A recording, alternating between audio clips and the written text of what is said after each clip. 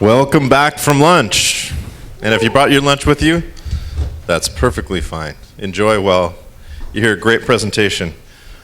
I'm going to look at a lot of interesting data here. I want to tell you first about our speaker. Bryan Buskas is a VP of Sales and Marketing at AdColony, where he leads all aspects of global marketing and sales for the performance-based user acquisition. Previously, he held multiple positions with Activision in key brand management, sales, and analytics roles, where he was involved in the launch of Guitar Hero, Call of Duty, Marvel, and DreamWorks franchises. Prior to joining Activision, Bryant spent 4 years providing economic consulting services for Fortune 500 clients across entertainment, financial, and sports verticals. He's got an MBA from USC Marshall School of Business, a BA in Science and Management from Claremont McKenna College, and he's here to talk today about the topic we all need to learn more about. That's user acquisition and monetization. Please welcome Bryan. Thanks, Craig. Well, thanks, Craig, and welcome everyone to the coveted post-lunch time slot. I'm glad you can make it. I think if you didn't hear from Craig's introduction, I'm a numbers guy, I'm a data guy, and today we have a lot of great data to share with you that hopefully you can walk out of here with some strategies for the future of user acquisition and monetization. So let's jump into it. So for those who don't know AdColony, AdColony is a global leader in HD mobile video, working with about 80% of the top 100 grossing developers day in, day out to acquire users, drive monetization of their apps. And what our customers talk about often is that they think about user acquisition differently.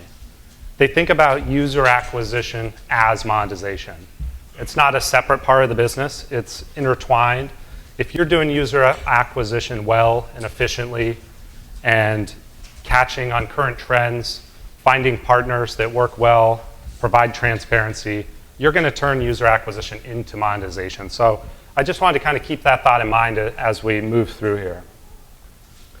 So earlier this month, we sit in a unique spot. So working with 80% of the top 100 grossing developers, we have a great relationship. We put out a survey first week of July, and today is actually the first time we're talking about these results. We sent out a survey to the top 100 grossing developers, 23 questions, 78 separate responses, and we got an amazing 41% completion rate on this pretty lengthy survey. And the goal was really to evaluate the state of user acquisition today, what's working for these partners, what channels, what ad formats are outperforming, and what's their outlook for the future. So keep that in mind, a survey of the top developers versus long-tail, mid-tail developers. And so just to give you a sense of who we talked to for this survey, we sent it out over the first week of July to a wide swath of top grossing developers on iOS and Android. Predominantly gaming, those are the type of apps that dominate the top grossing charts on iOS and Android. But also some performance marketing agencies as well that work across many customers, many clients, and on a global basis. So when we talk about designing an effective user acquisition campaign, it's performance marketing. And it really comes down to three things, right, that you need to think about. There's a campaign type and goal. So three kinds of typical types between a test where your goal is just to test and figure out as a partner, as a channel, is a specific ad format working for you, a launch or burst campaign where you are attempting to gain wide distribution in a very short period of time, 24 to 48 hours, typically on a Thursday, or an engagement sustained campaign, a campaign that is profitable, ongoing for over a long period of time, and providing ROI or return on ad spend. And as you keep those in mind and you're planning a user acquisition campaign, you're thinking about the channels and formats that you can reach and work with an ad network or another developer partner, right? There's a lot of choices on mobile, and that's part of the luxury of working in user acquisition on mobile. You have a lot of choices. Offer walls, free app networks, banners, interstitials, video, social. There's new channels, new partners every single day. It's almost to the point where there's so many choices that you have to go in with a game plan. And talk about choices. Hundreds of ad networks that you could partner with to gain distribution. across these different channels to achieve these different goals, and hundreds of thousands of developers you could partner with. So when you think about channel format usage, this is the first question we asked everyone. What channels are you currently using today? We ran the same survey also back in January of earlier this year. And as you can see, there's some pretty dramatic changes we see in this table. So video, we're a video network. All of our customers work across video. Pretty much everyone in the top 100 is using video as a rich and engaging medium to get their message and the experience of their app across to customers. Facebook. I think we all listened to the Facebook earnings call last week. A lot of talk about mobile app install ads. Here you can see huge usage compared to just from January, only about 2/3 of developers working with Facebook on this product to drive app downloads, to today, almost 100%. At the bottom here, you see some other channels that previously were really popular and really distinct channels. Free app networks, offer walls, cross-promotion. Still widely used, but trending downwards from what we saw in January. So when you kind of deconstruct this, you kind of see two things. One, the video and social, really engaging formats are driving wider usage across the different channels and choices. And that static and incentivized formats, static ads, banners, incentivized ads are really kind of losing traction. That's just in the last 6 months. So the next question is, usage is one thing, but tell me about how effective each of these channels are. Which ones are most effective at achieving your campaign goal? And your campaign might have those 3 different goals we chatted about briefly. So depending on your goal, you might work with different channels. But here's kind of a similar chart of effectiveness that basically mirrors the usage. That video, here we asked specifically Facebook app install ads, interstitials, full screen, richer banner, full screen ads are really driving great results. Offer walls, free app networks, down to 9% effectiveness. That, depending on your type of campaign, it still might make sense, but less than 10% of people today saying that they're effective in helping them achieve the results they need. And if you were to look back 2 years ago, it was a very different marketplace. This chart was probably upside down. There weren't many video choices. There weren't many social choices. It was all about incentivized downloads. So it's amazing kind of the dramatic shift we've seen in the effectiveness of these different channels. So the next choice is picking a partner, right? You guys have all probably seen the mobile LumaScape. It changes every day. There's new customers that are vetted and added on here. Whether it's carriers, ad networks, developers aren't even on this list, right? There's a lot of partners you could work with to drive user acquisition, distribution of your app. And one choice is just to throw a dart and start talking, start calling up these ad networks on this chart. These have been vetted by Luma partners as great sources and legitimate businesses. But to test all these would probably take you a couple years. Just setting up campaigns, integrating SDKs, putting together APIs for tracking, all the things that come with running an effective user acquisition campaign, probably not the best strategy. So we asked the top developers, what are the most important factors that you think about when you're selecting a network, when you're selecting a partner or a distribution channel for your mobile application? And today, similar to back in January, we see one thing, that the quality of the user is the #1 criteria in selecting a network. So that means A, you got to be able to track it. B, there's got to be some level of transparency. And then other things on this chart that have appeared as well. So interestingly, let's look at the bottom of the chart. Let's look at volume. So just back in January, top developers said volume, the amount of downloads you could drive from a partner, was the #1 decision criteria in selecting that partner. Today we see other things, now it's the last. Things like service. We don't talk about service much, but having a great relationship with your ad network or your distribution channel goes a long way in driving results. So we do see bigger partners offering higher level of services, great transparency in terms of their network and channels, and then price and targeting kind of in the middle. Obviously, still important. So like we said, volume's fallen all the way to the bottom, right? The market has changed pretty quickly in the past 6 months and definitely in the last year. User quality and price are really important factors, and targeting and service have definitely increased and moved their way up the chart. So these are the things to think about when you think back to who are the partners I'm going to work with. These are the questions to ask them and to try to figure out to do your homework. So let's get into looking at the future. So we asked a lot of questions of developers about the future. We asked them, what do they expect in the rest of 2013? What do they expect in 2014 in terms of what platforms are they going to support? What ad formats are they going to support? Are they shifting dollars and campaigns to Android versus iOS? Windows Phone we even asked about. Offer walls. Are you spending more focus on CPI or CLV or any of the number of different KPIs that a developer looks like? And as you would expect, we got a lot of data. We got a lot of trends, a lot of data that came back from developers. So let's dissect this for a second.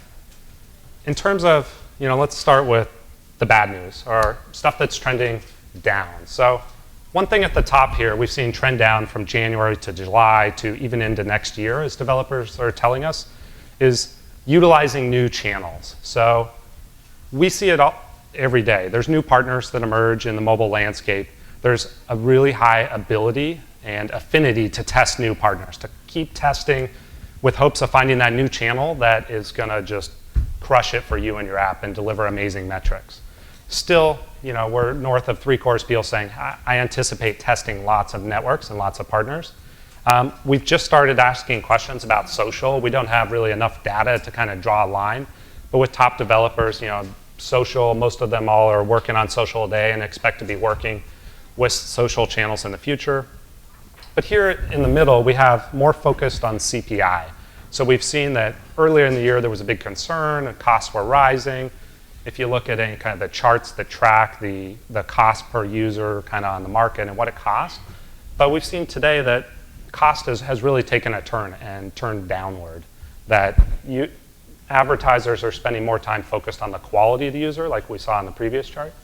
And what does this mean? The bottom three things here. Shift money and campaigns to displays and banners. Shift to offer walls, shift to free app networks. All really low usage. People are predicting low usage into the future with these channels. No real innovation happening there. So interesting to see. So as we said, this kind of reveals a couple of trends. One, that ad spends are being more focused with bigger proven partners who have wide reach. Two, that CPI has less of a focus and there's more focus on ROI, which means, like we started, you need to be able to track everything and work on a level of transparency with your distribution partners. And three, that ad spends on static ad formats. Display, often offer walls are made up of banners or icons or things like that, that they're not as engaging as they once used to be, nor as effective. And let's look at the other side of the coin. Trends on the up and up. Sad to say that budgets are increasing. It's becoming more competitive. There's more apps in the marketplace. It is becoming more and more difficult to reach the top of the charts. And the top developers expect this to continue, that budgets are increasing, dollars are increasing, and mainly this is because of the second trend on the up we see here, increasing in global reach. Instead of targeting campaigns just to English-speaking countries, we have developers and partners working in more than 50 named geographies, targeting users, localizing ads. So thinking more global is definitely a trend that we've seen huge upward momentum, which means the need for localization and working with your partners who have global reach, not just a local partner for one region of the world. Shift to video. More than 2/3 of people still saying they're going to shift more campaigns and rely on video more heavily in the future. Shift to focus to customer lifetime value versus cost that we saw trending down. And interstitials, full screen interstitials, actually trending up. So there's a lot of partners out there that do full screen interstitials, and they have good usage now. The usage matches about what everyone is predicting for the future. Shifting to Android a little bit more than iOS, so a lot of the top developers have maybe 1 or 2 more apps on iOS, and they're shifting those to Android versus Android shifting back to iOS, but just interesting to kind of note. And then direct deals, working with partners, working directly with developers to exchange or barter inventory with banners, with video. You can do this through any of the ad formats, but working with partners to come up with direct deals and kind of take the ad network out of the equation. So again, we see that budgets are increasing, campaigns are becoming more globally, full screen ads are continuing to grow, whether that's video, whether it's interstitials, and advertisers are really focusing on quality. So lastly, we ask people, what of all the channels, of all the partners you've worked with, what is the one that you are most excited about in 2014? There was no lead-in, open-ended question, only one selection. And here we see the numbers for video. 39% said, video is the most exciting channel for me next year. Part of that could be that there's a lot of innovations and people doing interesting stuff with video. But I think as it becomes more competitive, app users are being more sophisticated and they have more choices. So of all the ad formats, which ones help your ad stick out? Which ones show the experience of the app with the power of sight, sound, and motion of video? And number 2 is social. So like we said, 31% said social is the channel they are most excited about. Leveraging social networks, leveraging word of mouth. That's not just Facebook, that's broader. Think all social, all kind of social websites and social networks. And lastly, I'll leave you guys with 4 things and then open it up to questions. So 1, we routinely ask customers, how often do you manage your campaigns? What tools do you use to get great results? The one thing we always see is that they manage them daily, if not multiple times a week. 3/4 of developers monitor their campaigns, basically real time, every single day to make sure they're driving the results they're looking for. And then interestingly, we asked, this is a new question we asked about, tell me 3 things that occur with a user kind of in the first 24 to 48 hours after they download your app. What are the 3 leading indicators of a user who's going to be a loyal user and is likely to make purchases in the future? And this was an open-ended question. So retention, so a user comes back the second day, the number 1 indicator that about 3/4 of developers said, that's likely, a user who's coming back is likely going to keep coming back for some time. First session IEP, if they make a purchase in the first session, obviously, that shows their willingness to pay and willingness to pay in the future. And simple events like completing a tutorial that you can work with partners to track, not just the download, but look beyond the download and look at users, what are those early activities that they are doing in your application to go find more users that do more of that activity. Thirdly, while there's a lot of tools everyone uses to track campaigns, whether it's click tags or passing device identifiers, all sorts of different ways to track campaigns on mobile. And there are a lot of partners that have a lot of great market share there. When you ask developers, do you have any tools to track lifetime value? Are there any partners providing you tools, business intelligence tools, spreadsheets, things like that? 100%. Every single developer that responded said, I've built my own tools and I use my own processes. So a lot of these companies have grown up on mobile, they've grown up on social, they've built really sophisticated tools. One challenge this presents to the longer tail developers, what are those tools? There's no way to really find out, right? There's the best you can do is work with partners who will help you understand those KPIs, expect transparency into the network, where the ads are playing, and find those partners who are willing to work with you on that basis. And lastly, we mentioned this earlier, localization. The top grossing developers localize in many, many geographies. Whether it's video, we have developers who put together more than 50 video assets localized for different regions of the world. And I know it might sound like a lot of work, but there's actually some simple things that you can do to quickly localize ads and make them relevant and contextually relevant to that culture or that user wherever they may be in the world. But the top advertisers on average are advertising in more than 10 plus geographies. So thinking beyond just the United States, just what we often call the big four, US plus UK plus Canada plus Australia. So thinking more globally to find those pockets in the world that work for you and to put them to use for you. So that's all I have. We're happy to follow up and provide more details. And we'll open it up to questions. So let's give him a hand. Some great data there. We have our first question.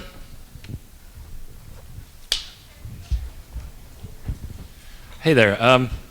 Looking at that slide where you showed what people were most excited about, I was expecting you for the next slide to be about maybe a social video feature that you guys are about to launch. So what are your plans to make your video more social? So yeah, it's a great question. I think at AdColony, we're 100% focused on video. We've always focused on having the highest quality video, HD video that loads instantly, regardless of connection, device, location in the world, and providing the best user experience. There's obviously a lot of interesting trends in here in terms of social, and I think for us, it's really about providing the most engaging and highest quality ads. So I think we will work on things that leverage a lot of these trends. We don't have anything to talk about today, but I think video still has a long way to go and a great road ahead that we've shown. So I think you start to cross a lot of these bridges too. Banners are becoming richer and rich media, and things are slowly changing and evolving. So you're going to see a lot of these categories kind of learn from each other as they evolve. You talked about the conclusions is that the top 100 developers had in-house tools for tracking ROI and a lot of the key performance analytics and all that stuff that they were doing, which is awesome. That's hard to build, right? That's not building a game, that's building a sort of entire backend and that kind of thing. So as somebody's going from being a small developer with a little bit of success and trying to become that big player, hopefully they do have the ability to roll that out, but probably they don't start focused on that because they have got a lot of things to focus on. Can you speak to when is a natural point of transition from working with outside partners for those things to when you need to start bringing that in-house? Yeah, great question. For the smaller developers, there are a lot of choices. There are a lot of free choices, but they don't get you all the way there. They might get you the first step of the way, so we always encourage small new developers to try a bunch of things. We're happy to kind of put some ideas out there of which metrics to track. And to be honest, some of those tools are as simple as spreadsheets and macros and pulling in APIs from different networks. So you have your own dashboard, right? Building your own launchpad and control panel that you can monitor all the different sources. So I remember a very interesting point about a year ago. We were working with a partner and we asked them, how many networks do you buy traffic across today in real time every single day? And they said 85 different channels, a team of 3 people. So a team of 3 people buying across 85 different channels. You obviously have to invest in some sort of system, some sort of dashboard to be able to monitor those KPIs and stuff. But unfortunately, a lot of it is custom. Build and abate a great business intelligence team and thinking about, I think we go back to the first point where our top developers our top partners think about user acquisition as monetization. And I think if you do that, you're going to make the decisions to invest in those tools or the analysts or the software that's going to help kind of make that happen.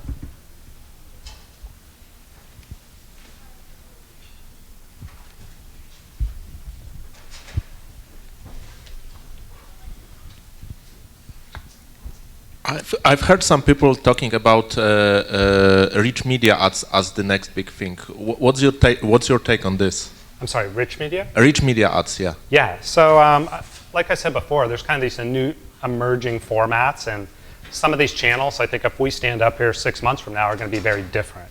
We are seeing things become more immersive. So one thing we launched last Q4 was a video that goes straight into an interactive ad with screenshots you can touch, you can swipe, you can actually interact with the ad following the video. And we saw that really moved the needle on conversions, on clicks, and things like that. So that's kind of an example of where you think about rich media in a different way, and you see new ad units coming up from these big partners that are really moving the needle. But I do think you will see an evolution of banners becoming richer, and just crossing these different channels. So, the offer wall of today might not look like the offer wall of tomorrow. It might be much more rich media, animated, interactive.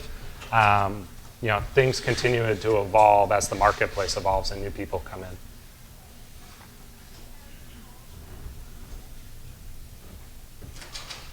Any more questions?